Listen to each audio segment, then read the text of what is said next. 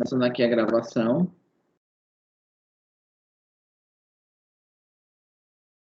Certo? Pessoal, na semana passada eu tive uma questão, um problema de técnico, então a gente acabou não tendo a aula, certo? Mas vamos fazer uma pequena revisão, né, do que foi que a gente viu na primeira aula nossa, né? E vamos seguindo, certo? Você já consegue acessar o ambiente do AVA da disciplina? Hein, gente? Algumas coisas sim, professor. Então, assim, eu já coloquei no AVA, essa semana agora, eu coloquei material para vocês, eu coloquei alguns vídeos, então, que falam algumas coisas com relação ao nosso conteúdo, né? Então, acho que se vocês puderem dar uma olhada, é interessante. Certo?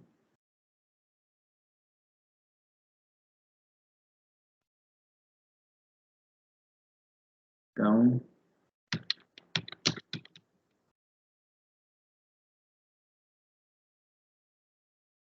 mas vamos lá, gente. Bem, a nossa disciplina é sobre teoria dos jogos, né? Então, eu falei isso já na aula passada. E a gente situou exatamente o que é teoria dos jogos, né? Teoria dos jogos, ela tem a ver como... É toda uma área ligada à matemática que estuda como fazer escolhas ótimas em condições de conflito. Então, você tem o elemento básico é um jogo, né? Você tem um conjunto de jogadores que participam de um jogo, né? E o jogo pode ser um jogo propriamente dito, pode ser qualquer situação, quer seja uma situação lúdica, né? Um jogo de tabuleiro, quer seja uma situação econômica, onde você tem um conjunto de pessoas que estão disputando a fim de algo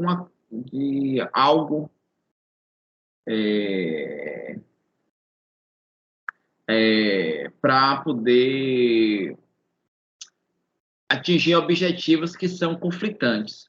Então, cada jogador tem ele que atua nesse jogo, ele tem um conjunto de estratégias, ou seja, ele tem um objetivo ou mais de um objetivo e ele tem meios de alcançar esse objetivo, que são as estratégias.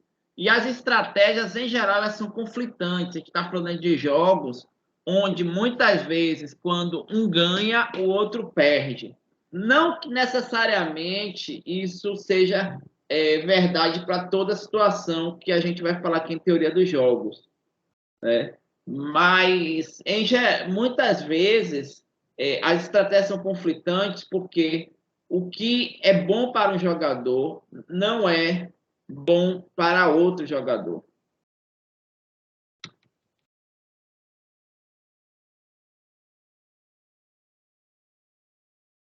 Certo? Então, a gente tem que ter essa percepção.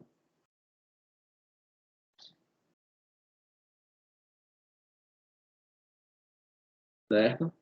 Então, obter o resultado melhor pode não obter o melhor resultado individual pode não ser o melhor para a coletividade, certo?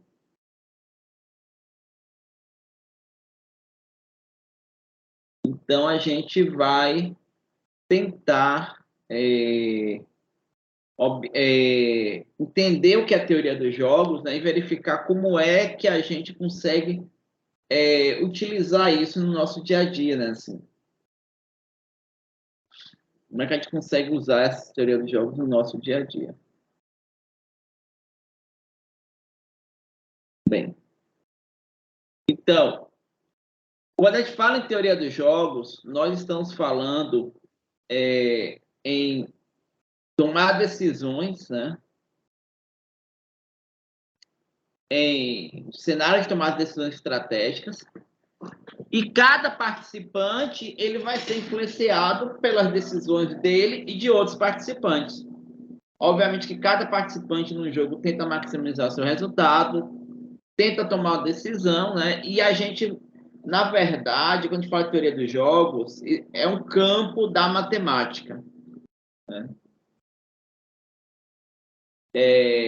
E aí nós temos vários exemplos de teoria dos jogos, né? Tragédia dos comuns, jogos do covarde, jogo do voluntário, batalha do sexo, jogo do ultimato. A gente vai falar de alguns desses exemplos aí ao longo dessa aula. A ideia de nós entendermos isso, entender a teoria dos jogos é interessante para a gente entender cenários econômicos, como é que as nações interagem entre si, por exemplo, como é que as empresas competem em um cenário econômico, mas a gente também utiliza a teoria dos jogos para, por exemplo, projetar sistemas computacionais que tenham um comportamento, por assim dizer, inteligente no cenário de um jogo que ele está jogando contra um humano, por exemplo. A gente também pode usar a teoria dos jogos para embasar mecanismos educacionais. Então, por exemplo, a gente fala de jogos educativos e onde a gente faz uma coisa que a gente vai falar um pouco aí no final do curso, que a gente chama de gamificação, que é criar uma estratégia para motivar um aprendizado a partir dos conceitos de teoria dos jogos, né? Você tem incentivos para que os jogadores cooperem entre si. Certo? Então, nós vamos ter essas possibilidades. Certo? Você tem alguma dúvida, gente, até agora? Hein, não, professor. Por o momento, não. Ok. Tranquilo, professor. O senhor viu aquela questão sobre o xadrez, que eu tinha comentado com o senhor, que tinha ouvido falar que era tido como uma estratégia, até de guerra, se eu não me engano, da Ásia, alguma coisa assim. Não. Mas depois a gente retoma isso. Certo? Vamos lá. Eu falei aqui para vocês desse filme, né, do Uma Mente Brilhante, né, que ele fala a história de John Nash. John Nash, ele foi uma pessoa que ele formalizou vários conceitos de teoria dos jogos e criou um negócio chamado de equilíbrio de Nash. A gente vai falar disso, né? Isso é usado em algumas situações de jogos, a gente usa o chamado equilíbrio de Nash. Mas, desde o século XVIII, 1750, aproximadamente, há alguns estudos sobre teoria de jogos. No começo do século passado, as primeiras publicações, né? Teoria de jogos e comportamento econômico. Então, a primeira pessoa que se debruçou a falar de teoria de jogos foi esse James Waldegrave. Ele escreveu uma carta para o Nicolas Bernoulli falando de um jogo de cartas chamado Le-Air. E qual é a ideia desse jogo de cartas, gente? É um jogo que o jogador recebe uma carta que só ele vê. O jogador, o 2, recebe a outra carta. Então, cada um não vê a carta do outro. E tem uma carta que está na mesa virada. Ninguém sabe o que é que tem lá. E aí, eu tenho que tomar a decisão de trocar a minha carta ou não pela carta que está na mesa. Certo? E ganha quem tiver a carta de maior valor. Então, vamos dizer, eu tenho minha carta, você tem a sua e tem uma carta na mesa. Eu sou jogador 1, eu posso trocar minha carta pela carta que está na mesa, ok? Ou não trocar, ficar com a minha carta. E o jogador 2 pode trocar a carta dele pela carta que está na mesa, que pode ser a carta que eu troquei. E aí, depois dessa rodada, ganha quem tiver carta de maior valor. E aí, isso é... Alguém de vocês já jogou pôquer? Hein, gente? Eu já, brincando. Brincando, né? Pôquer tem um pouco disso, né? Que isso aí depende um pouco da sorte, mas também depende da estratégia, né? Porque você pode pegar uma carta de maior valor ou não. Por exemplo, se eu estou com a carta, vamos dizer que eu estou com um rei, maior carta é depois do rei um ás. Então, assim, é muito difícil eu querer fazer a troca, né? Então, aí você tem uma estratégia para jogar. Você pode construir o jogo usando essa estratégia. E já continuando aí no século XIX, o francês Auguste Cournot, ele pensou o seguinte: eu imagino que eu tenho duas empresas que estão competindo. Um cenário assim de competição que a gente chama de duopólio. Eu só tenho duas empresas, elas estão competindo entre si. Certo? Que empresas são essas? Imagine, por exemplo, sei lá, na época que a gente tinha, os mais antigos se lembram que tinha uma briga mais forte entre Coca-Cola e Pepsi. Elas brigavam entre si, né? Então, tem duas empresas que elas disputam entre si e aí nós queremos saber, né, enfim, quem é que vai como é que a empresa vai decidir, né, atuar no mercado. Então, eu vou, a depender do que eu produzo, eu não vou interagir com a outra empresa. Eu vou escolher quanto que eu vou querer produzir para aumentar meu próprio lucro. Supondo que a outra empresa está lá, ela não vai mudar por causa de mim. Na verdade, ela acaba mudando, né? Então, uma empresa está produzindo 100, a outra produzindo 50. Se ela vê aqui, olha que eu estou produzindo muito, mas eu estou tendo muito lucro, então eu vou, aqui a empresa 1, eu vou pegar aqui, vou reduzir um pouco minha quantidade, essa aqui eu vou também ajustar, eles vão ajustando as quantidades em relação ao que a outra empresa está produzindo. E fazendo isso, ela pode, se ela está produzindo pouco, ela pode aumentar para tentar ganhar espaço da outra empresa. Quando ela aumenta a produção, a tendência é que o preço caia, então a outra empresa ela começa a reduzir o que ela produz para poder aumentar o preço. E se nós tivermos duas empresas e que não tem uma diferença significativa de uma para outra, um equilíbrio acaba sendo quando ambas produzem na mesma quantidade, que a gente chama de equilíbrio de Cournot. Certo? E aí, quando uma consegue estimar corretamente o que a outra vai produzir, ambas produzem maximizando seu lucro.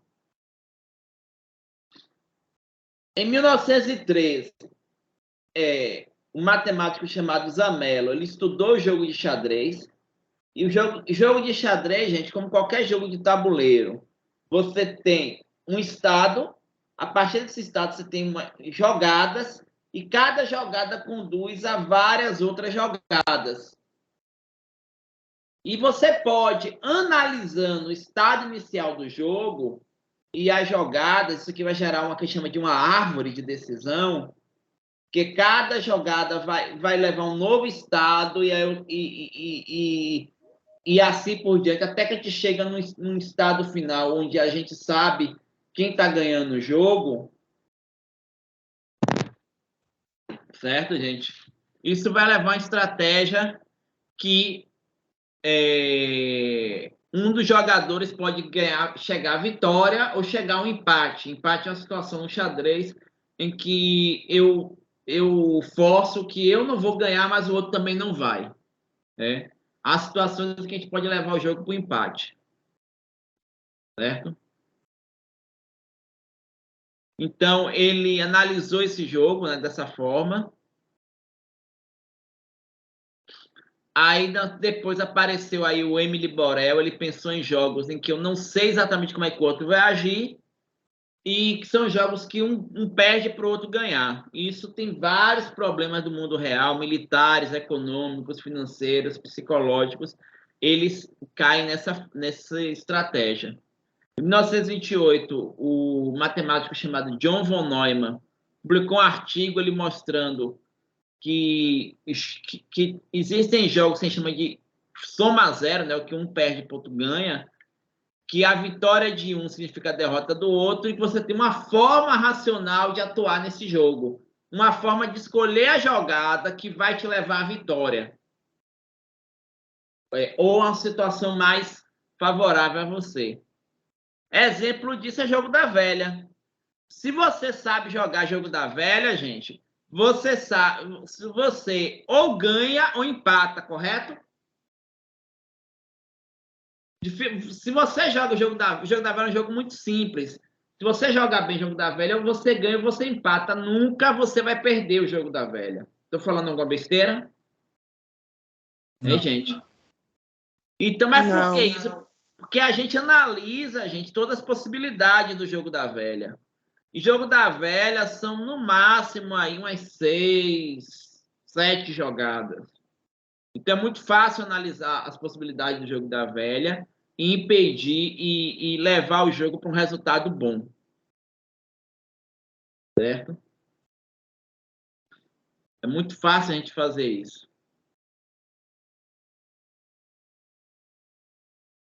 Ok, gente? Agora, Ok.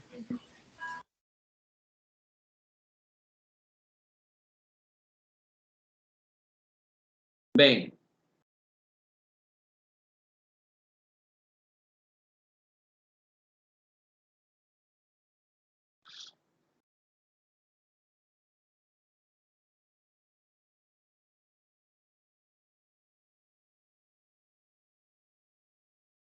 então, você analisa a jogada. Então, aqui, ó. Eu joguei o X no meio, não foi, gente? Jogar o X no meio significa que a bola pode ter diferentes posições. Aí eu pego ó, o cara jogou a bolinha do lado do X. E aí quer dizer que eu posso jogar aqui, aqui, aqui, aqui. Eu vou ter várias posições que eu vou jogar e isso vai me levar a outros estados. Até chegar ao estado final. E aí, gente, nós temos uma estratégia que a gente vai falar aqui com detalhes, que a gente chama de minimax, que é o seguinte: se eu tiver todas as possibilidades de jogada, eu posso analisar o jogo da seguinte lógica: eu vou escolher aquela jogada que me parece melhor, correto? Que vai me dar um resultado mais interessante. Certo, gente? Certo. Positivo.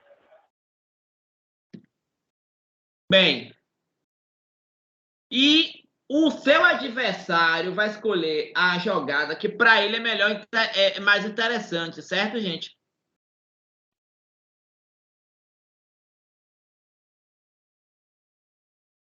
Hein? Se eu vou escolher a melhor jogada para mim, o meu adversário vai escolher a melhor jogada para ele. Concordam comigo? Sim. Então, o que é que acontece com o meu adversário? Eu vou tentar maximizar o meu resultado e meu adversário vai tentar minimizar o resultado dele. Certo? Certo. Então, a gente pode analisar esse jogo de uma forma que evite que a gente perca. Porque eu consigo antecipar quais são as jogadas do meu adversário, eu sei qual é a jogada que ele deve escolher, possivelmente. Então, eu escolho a melhor jogada para mim. Certo? Como é que seria isso?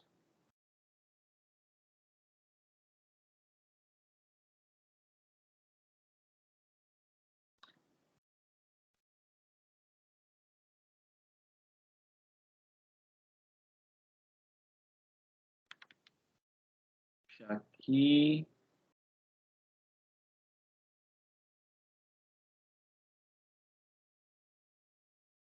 novo quadro. Então, vamos jogar aqui. Quem quer jogar Jogo da Velha comigo? Hein, gente?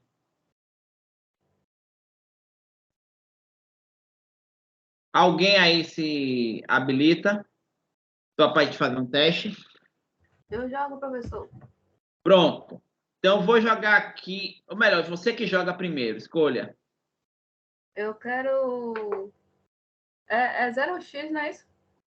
Você é o X. Escolha aí. Pronto, nessa primeira casinha. Aqui? Isso. Pronto. Olha, se você jogou aqui, eu tenho algumas possibilidades, certo? Isso. O que é que eu espero? Eu espero que você vai tentar fazer ou a diagonal do X, ou a horizontal ou a vertical, perfeito? Perfeito. E aí, então, eu posso jogar aqui, aqui ou aqui, certo? Se eu jogar aqui, eu sei que você vai fazer esse X, e aí eu vou ter que jogar aqui para bloquear. Se eu jogar, certo? Ou você vai jogar na horizontal, eu vou ter que bloquear. Perfeito? Então, quando eu faço isso, eu já estou me antecipando. Eu estou antecipando suas jogadas. Então, o algoritmo Minimax é basicamente isso. A gente constrói com as suas possibilidades. Olha, jogou assim. Então nós temos algumas possibilidades. Aí vamos dizer, ó, imagine que para a possibilidade, você jogou o X, eu joguei a bolinha. Aí quais são as possíveis jogadas que você teria? Vou focar aqui naquelas que sejam mais atraentes para você, certo? Você vai jogar onde? Ou aqui, por exemplo, certo? As mais atraentes seriam essas, né? Ou você jogava aqui, ou você jogava aqui, certo?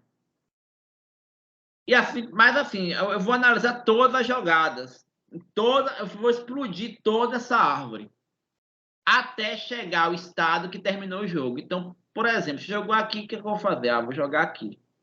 Agora você joga onde? Eu agora vou jogar no de baixo, no lado esquerdo, no último. Aqui? Isso. Aí eu faço o seguinte, olha o que é que eu faço. Bloqueio você aqui. E Aí eu agora? jogo no meio, do último lado. E agora? Agora sou eu. Agora sou eu, né? O que é que eu vou fazer? Eu não vou jogar aqui, nem aqui que não vai me levar nada, né? Então eu vou jogar aqui. Aí eu faço o xizinho no último do meio. E aí eu tenho que fazer aqui, obrigatoriamente, para você não ganhar. Certo? E aí você faz aqui e ninguém ganha. Certo? Mas assim, é um jogo fácil da gente analisar todas as possibilidades. E sendo um jogo fácil da gente analisar todas as possibilidades, a gente evita que alguém ganhe. Certo? Então, eu evito que alguém ganhe a jogada, então fica muito mais. Mas eu tenho um método para fazer isso, né? A gente faz isso de uma forma até rápida, né?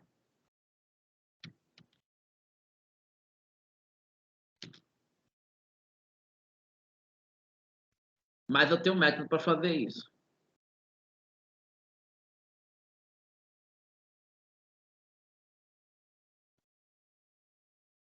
Aí apareceu o John Nash, não foi, gente? Falou dele na aula passada, se lembram dele? Já até mostrou um vídeo do filme. Sim, sim. Certo? E aí a gente falou do John Nash. O que foi que a gente falou do John Nash, gente?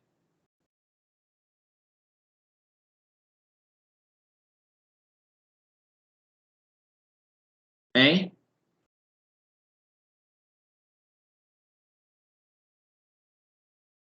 Professor, o Nest foi aquele cara que estava no bar que o senhor falou, que estava comparando uma garota bonita com os outros colegas, fez a probabilidade de quem seria e tal, não é isso? Exatamente, ele estava analisando, ele estava ali numa situação de teoria dos jogos, onde nem nem sempre o ganho de jogador representa a perda do outro, né?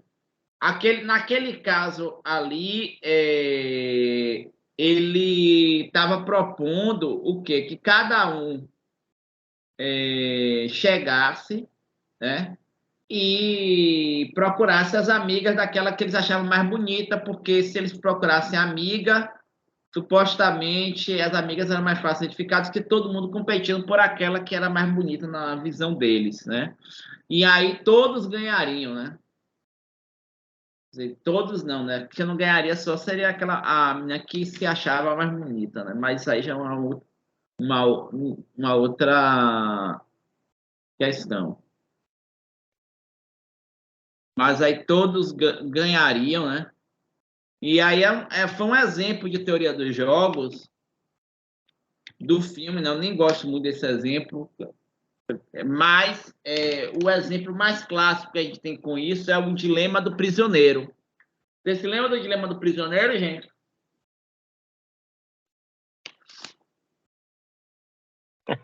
Esse aí foi, professor. Tem que admitir uma coisa que eu não fiz para me dar bem e tirar menos cadeia. É complicado esse dilema aí.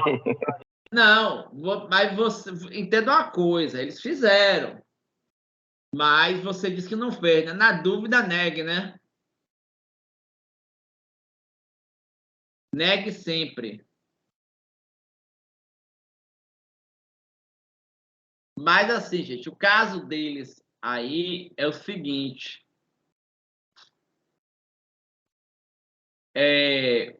Dois prisioneiros, né? Eles são acusados de um crime e aí é oferecido uma delação premiada. O que seria que é uma delação premiada, né? Se eles confessarem, eles têm uma redução da pena, por assim dizer. Só que é uma coisa que eles não sabem o que é que o outro vai fazer, né? E aí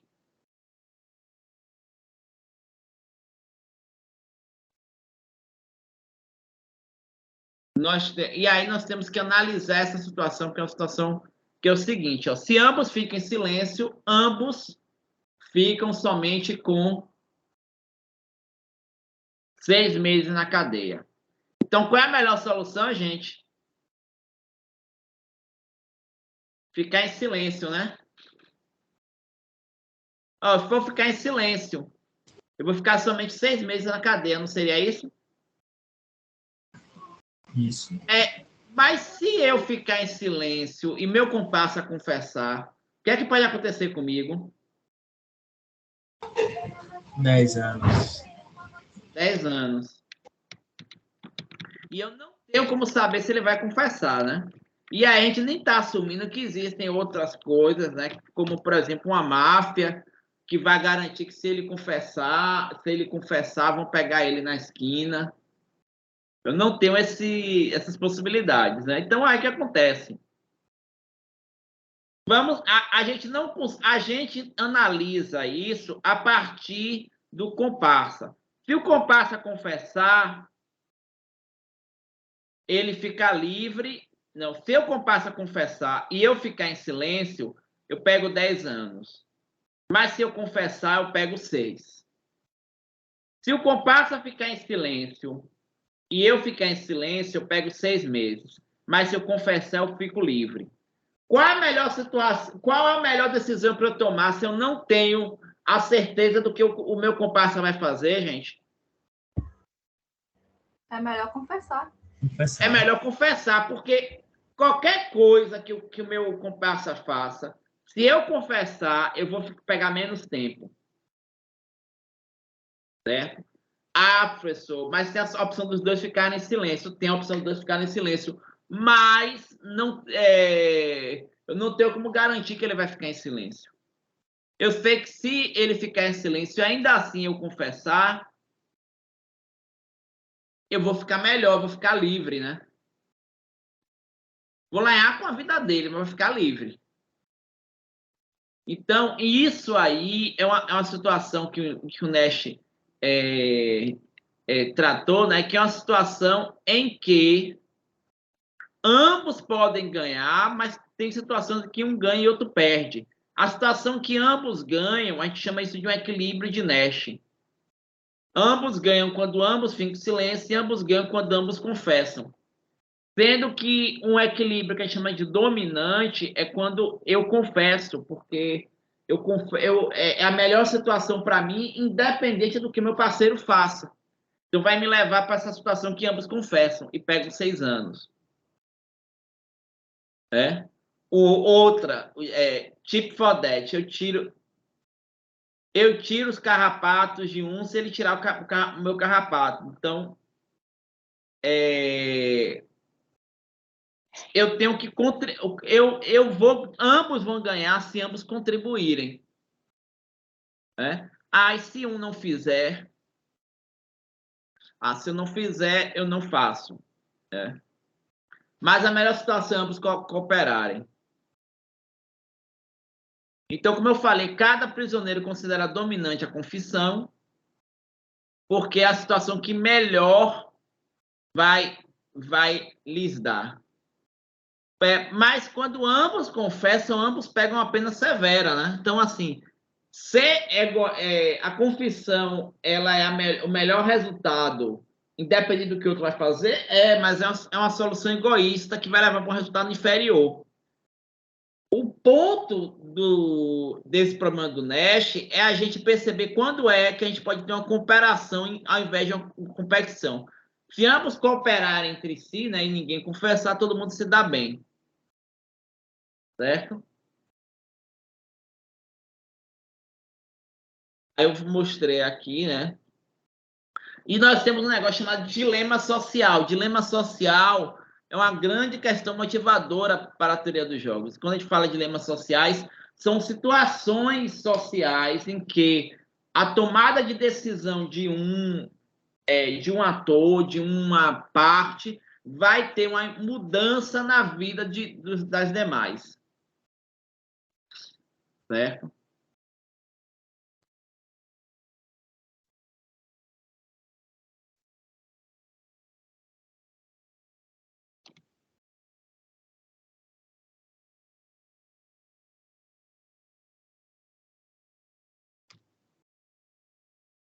Ok, gente? Então, a ideia basicamente é essa, né? E aí, eu vou agora falar um pouco do assunto que a gente está motivando aqui nossa teoria dos jogos, né?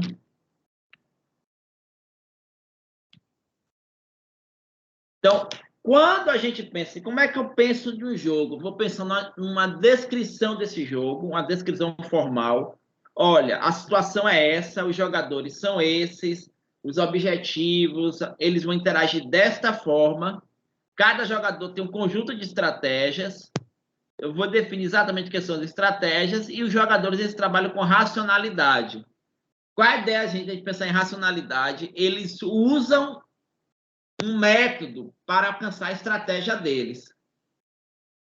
Certo? Então, os jogadores eles são racionais, as regras são conhecidas e o jogo pode ser expresso de maneira formal. Mas nem sempre eu tenho uma situação que o jogador conhece todas as regras do jogo. Depois a gente vai falar um pouco sobre isso, né? Quando o jogador não conhece as regras do jogo por inteiro, ele não sabe exatamente como é que as coisas funcionam, ele pode não ser completamente racional. Certo? Ele pode não ser completamente racional.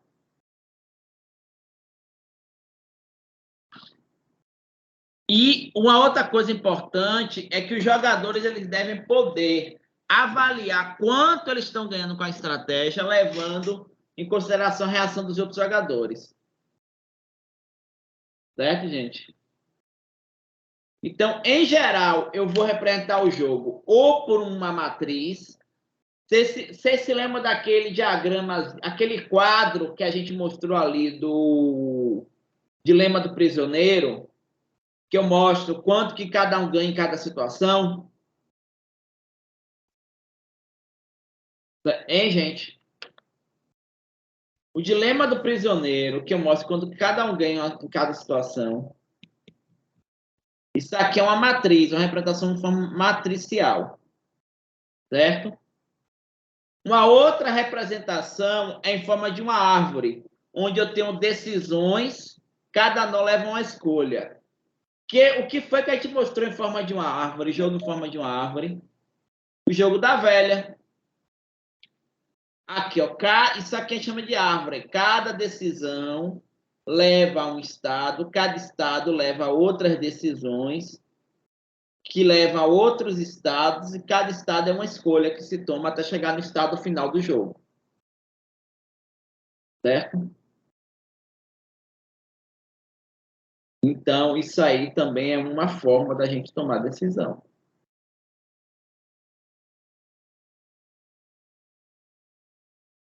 Certo? Ok até agora, gente? Ok, professor. Ok.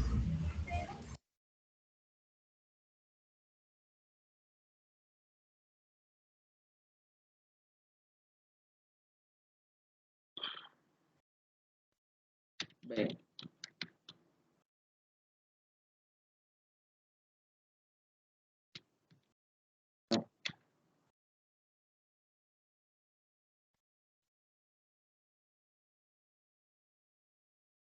Seguindo.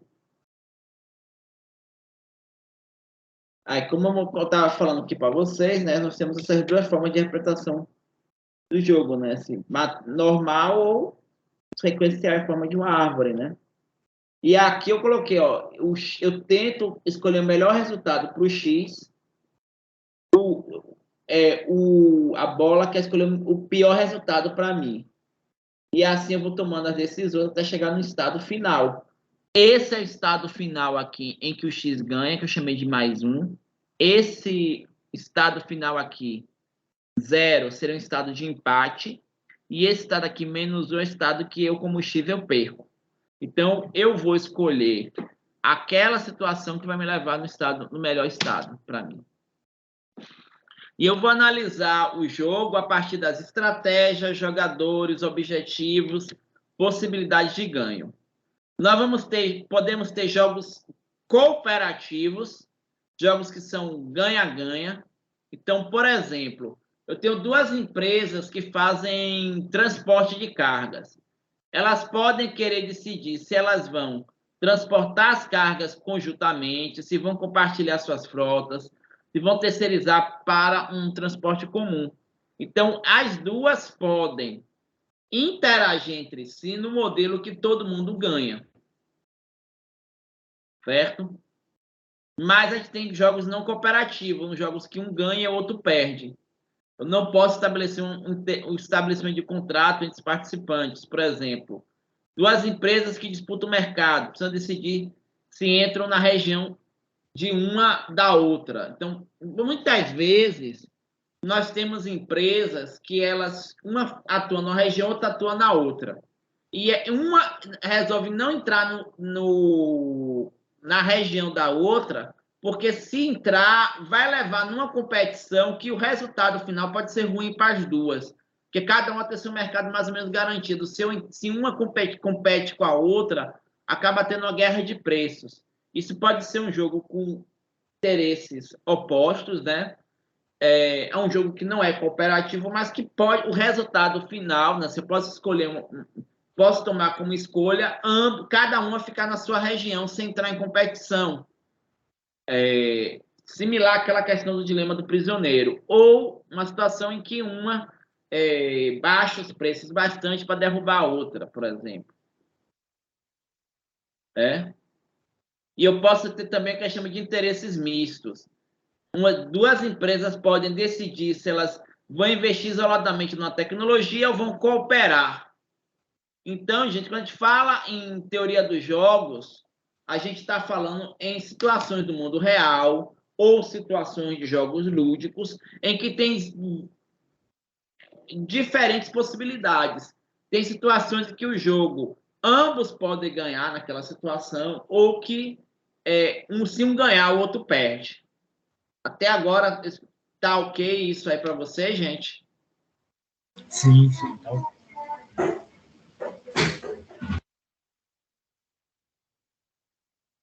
Então, Então, a gente tem que ter em mente isso, né?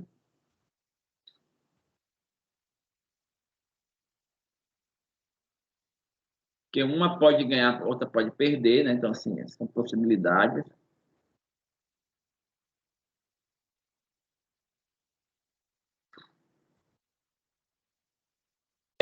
Eu não tenho, na realidade, nos jogos reais,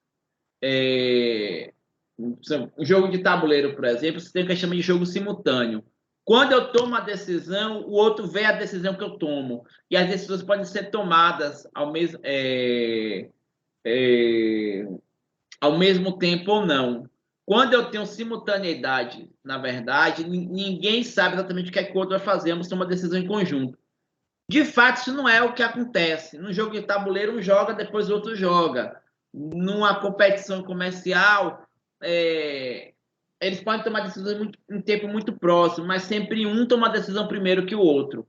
Dificilmente as decisões acontecem exatamente no mesmo tempo. Mas qual é a ideia quando a gente fala de jogo simultâneo? É que eu não conheço previamente a estratégia. O que acontece normalmente é eu tenho uma sequência de jogadas, né? Que nem o jogo da velha, ou o xadrez. Um toma jogada, depois o outro toma. Então, eu vou usar uma árvore de decisão, por exemplo, para tomar decisão. Aquele jogo do dilema do prisioneiro, ele é um jogo simultâneo, né? Porque cada um toma a sua decisão de confessar ou não confessar sem saber o do outro, né? E aí a análise é mais difícil de tomar a decisão nesse jogo. Nos jogos sequenciais, a árvore de decisão é muito melhor, que a gente consegue ter uma racionalidade. A gente já sabe o que é que o outro decidiu. Então, a partir daquela decisão, eu sei qual é a minha melhor decisão possível, partindo do pressuposto que o que eu decidi vai levar ao outro a tomar algumas outras decisões. Certo? Então, eu consigo avaliar isso de uma forma melhor.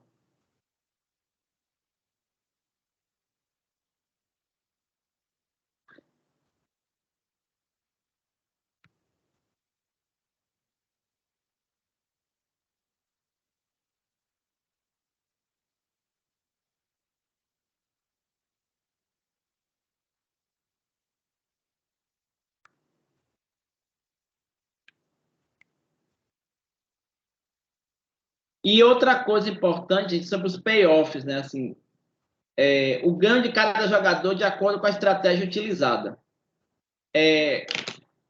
Deixa eu explicar. Jogo de informação completa é um jogo em que eu sei exatamente quais são os meus benefícios e os benefícios do outro.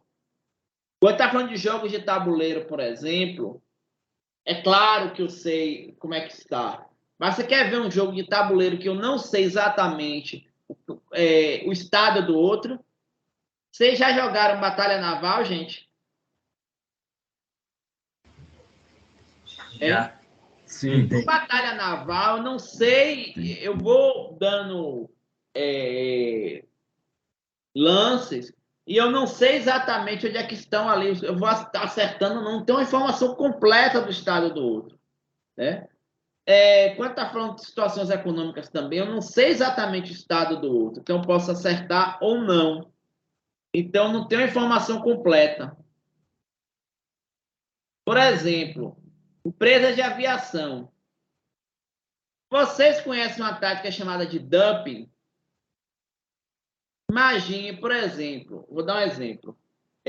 Vocês conhecem o Uber, né? Hein, gente? Sim, sim. Quando o Uber entrou no Brasil, era uma beleza, né? Era balinha, água, o motorista ganhava bem, o passageiro pagava pouco, não é isso? Hoje, o valor do Uber está caro, o cara não consegue nem encher o tanque, ele não vai te dar balinha, não vai te dar água, nada disso. Ainda vai demorar pra caramba para aparecer, não é? Não é assim que funciona hoje o Uber? Hein, gente? Sim. Para o Uber entrar no mercado, o que foi que ele fez? Ele gastou dinheiro e ele se mostrou mais vantajoso que o seu concorrente, que era o táxi. Em alguns casos, até mais vantajoso do que se você pegasse um ônibus. E como é que ele fez isso? Ele fez usando dump. Na verdade, ele teve prejuízo, né? Ele pagou para as pessoas usarem ele. Aqui é o mesmo exemplo: empresa de aviação. Se a empresa A decide se vai reduzir seus preços abaixo do custo,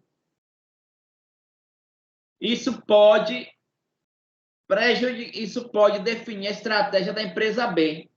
Porque se uma empresa estiver fazendo dumping em relação à outra, a outra ela pode baixar mais os preços ou dizer, não consigo mais fazer isso. Certo? Uma boa estratégia de equilíbrio seria ambos não entrarem nessa guerra de preços e ficarem com uma fatia de mercado mais ou menos bem distribuída pelo tamanho delas. É uma estratégia, mas não é necessariamente a melhor estratégia. Então, a outra estratégia possível é exatamente essa que eu estou falando aí com vocês, né? Delas chegarem e tentarem brigar entre si. Certo? E aí, isso é um jogo sequencial, porque uma toma decisão, a outra vê o que essa está praticando e ela se ajusta. O que tem mais importante é eu saber o que é que o outro vai fazer, eu conhecer a decisão do outro. Porque se B sabe que A vai reduzir os custos, ela já pode tomar a melhor decisão para ela. Mesmo que o efeito tenha acontecido já ou não. Estratégia dominante é a melhor estratégia, independente da ação da outra parte. É aquela coisa do dilema do prisioneiro. A estratégia dominante é confessar. Porque se o meu parceiro confessou, e eu tenho que confessar para não ficar muito tempo na cadeia. E se meu parceiro não confessou, eu confessando eu saio. Mas eu tenho que ter uma certeza da estratégia usada pelo outro jogador, né? Porque naquele exemplo ali do dilema do prisioneiro, uma melhor estratégia coletiva seria ambos não confessarem. Né? E aí a gente chega no chamado equilíbrio de Nash, né? Eu estou fazendo o melhor das ações do outro participante. Certo?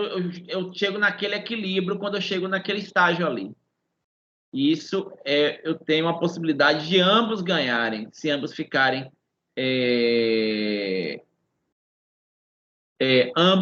em silêncio, né? Mas se eu não tenho a informação sobre o que o outro vai fazer, o melhor seria eu tomar a estratégia dominante e ambos confessarem. Isso seria um equilíbrio razoável. E aí nós temos a questão que eles não se comunicam. Se eles se comunicassem, ambos negariam e pegariam somente o menor tempo possível de cadeia.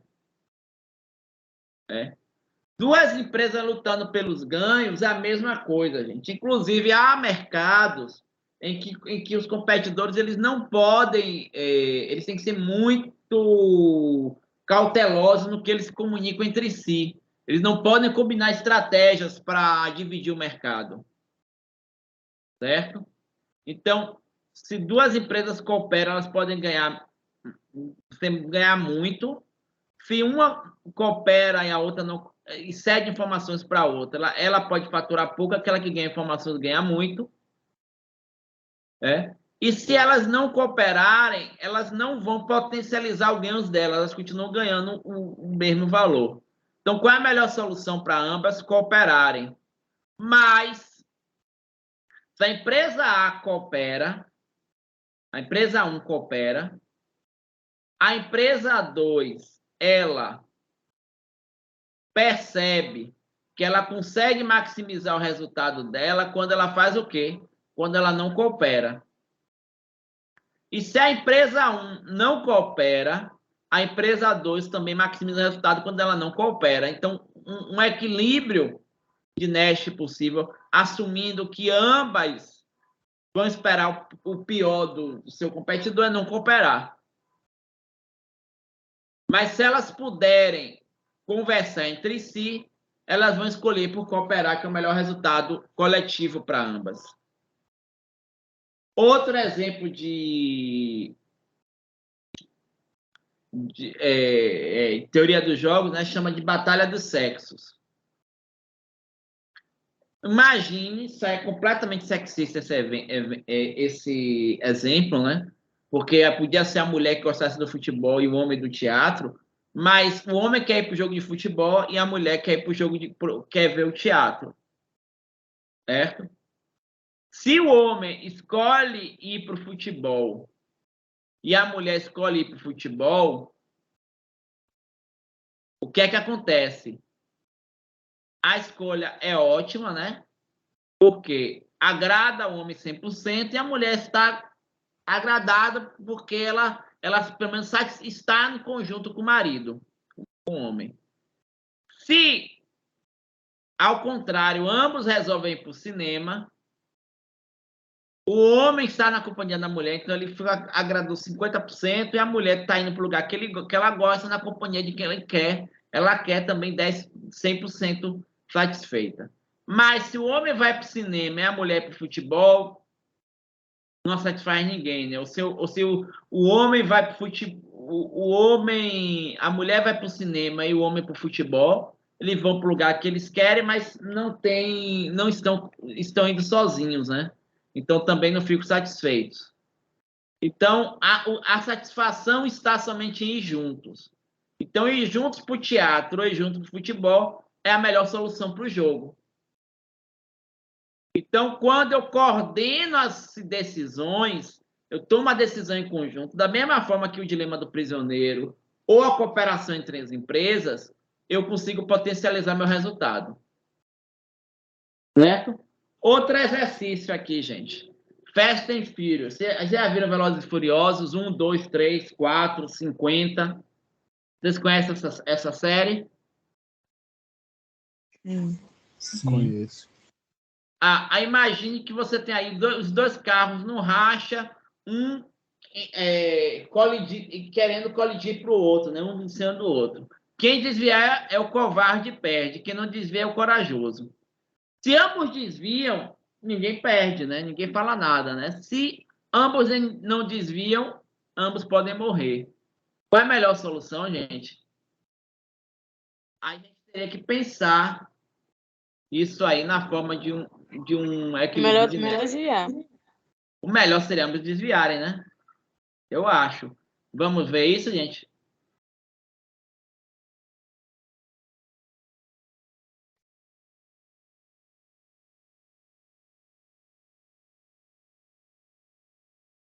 Então aqui eu vou botar aqui aquele Van Diesel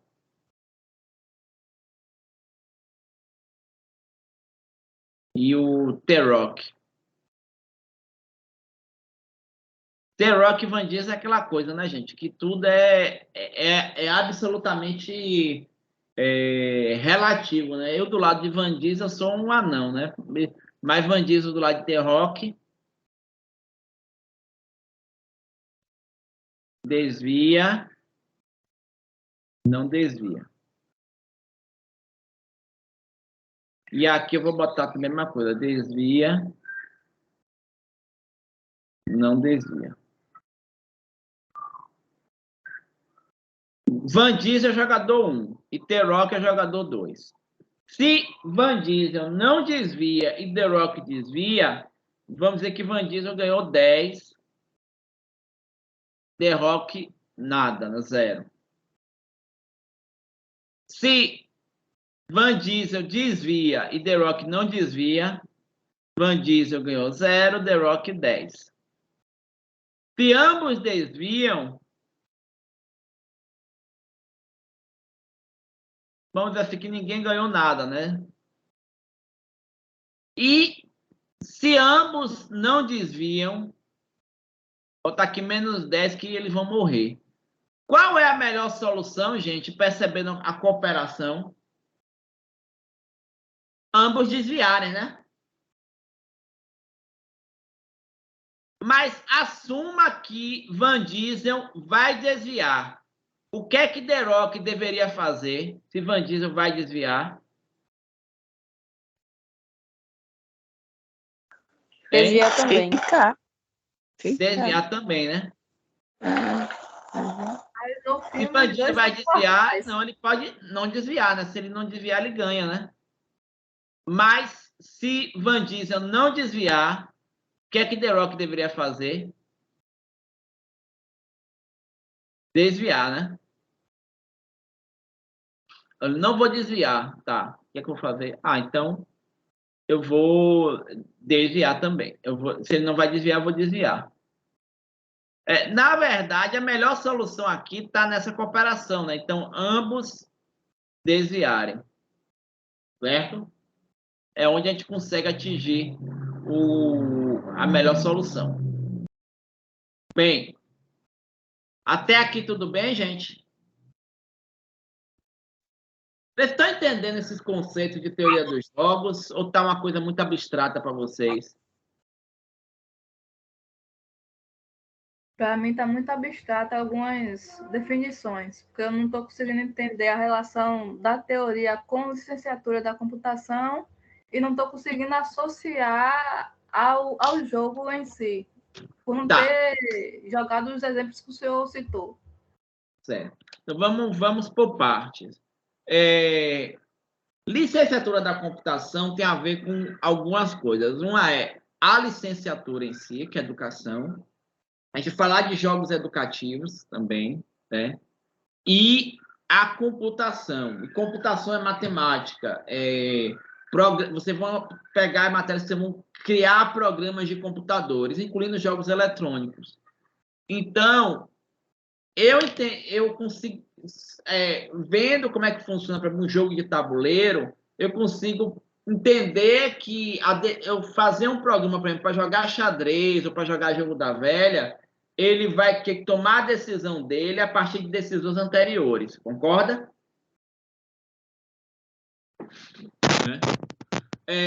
Quando eu estou falando aí de jogos educativos, eu estou falando em algo que a gente vai falar mais na frente, que chama de gamificação, em propor incentivos a partir dos resultados que nós teremos. Então, gente, o que é que eu quero que vocês vejam até agora? Olha, isso aqui é a minha visão, então vocês não vão ver tudo aqui. Certo? Mas deixa eu ver aqui uma coisa.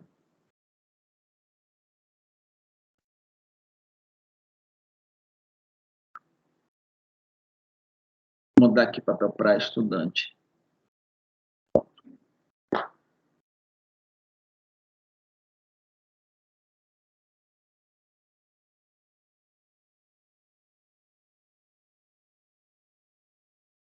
Professor, pelo que eu entendi, a teoria de jogos ela foca muito na questão das probabilidades, é isso? Também muito nessas questões. Ó, gente, eu quero que vocês vejam esse artigo aqui, tudo está em jogo. É um artigo da Super Interessante. Tem um linkzinho aqui para vocês verem. Certo? Leiam esse artigo da Super Interessante, que ele fala sobre teoria dos jogos. Tudo está em jogo. Ele é bastante interessante, onde ele explica um pouco do que é teoria dos jogos.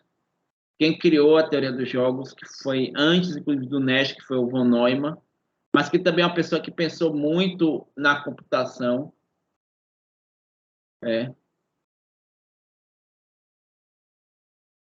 Eu quero.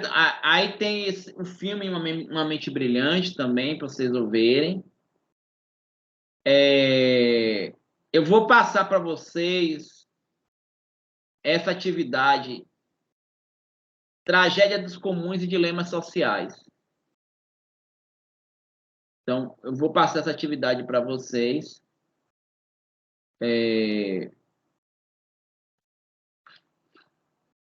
Eu vou ajustar isso logo depois da aula, vou passar para vocês fazerem essa atividade da Tragédia dos Comuns. Ok? E vocês vão ver um vídeo entendendo o que é dilema social, o que é a tragédia dos comuns, e aí eu vou pedir para vocês fazerem uma reflexão sobre isso. Explicar o que é dilema social e a tragédia dos comuns. A primeira tarefa que eu vou passar para vocês, eu vou colocar um prazo aí de uns 15 dias para vocês fazerem. Ok, gente? E aí vocês vão tentar fazer isso no ambiente. Bem, da semana 1 tem esse vídeo Teoria dos Jogos. Aliás, eu estou vendo aqui... Ô, pessoal, desculpa, eu estou vendo aqui um antigo. Não é isso que eu estou querendo ver, não. Eu estava tentando ver aqui. Deixa eu ver. Que é isso aqui? Teoria dos Jogos, curso oficial. Desculpa. Deixa eu ver aqui. Mudar papel para estudante. Pronto. Pronto. Tudo está em jogo.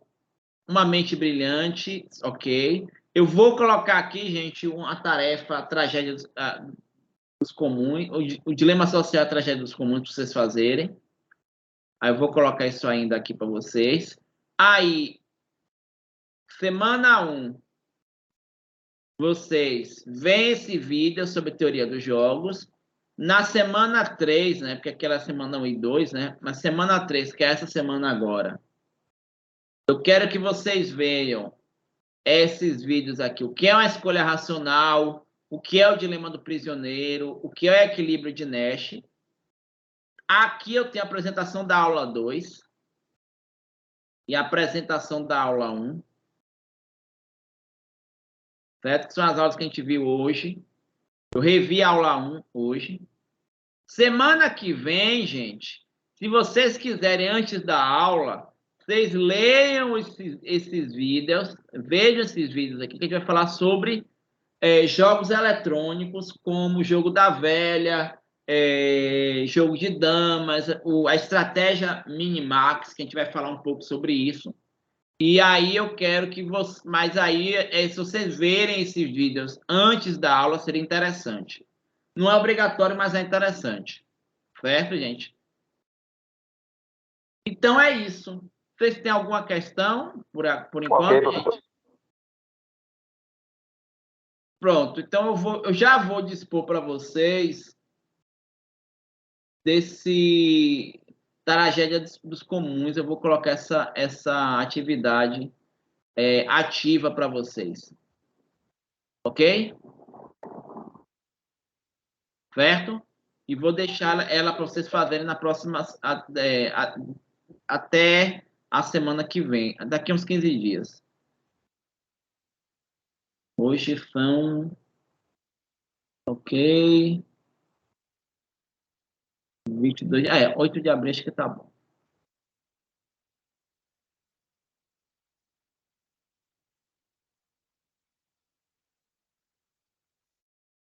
Deixar ela visível para vocês.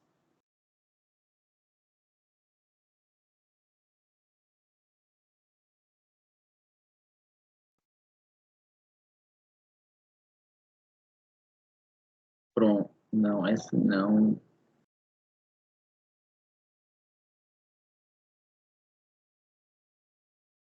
Prontinho. Já deixei ela visível, então vocês já vão ver aqui como aluno. Vocês já vão ver essa atividade. Ô, professor, essa atividade lá que você vai postar, tem a explicação lá de como será a dissertação? Tem sim, tem sim. Só você clicar na atividade, vai clicar na atividade, vai ver os vídeos dela, vai adicionar o envio. Aí você vai colocar o que eu estou pedindo, explicar com suas palavras, o dilema Em social, PDF, certo? em PDF. Tá bom, obrigada. Tá bom? Vocês têm 17 dias para fazer isso.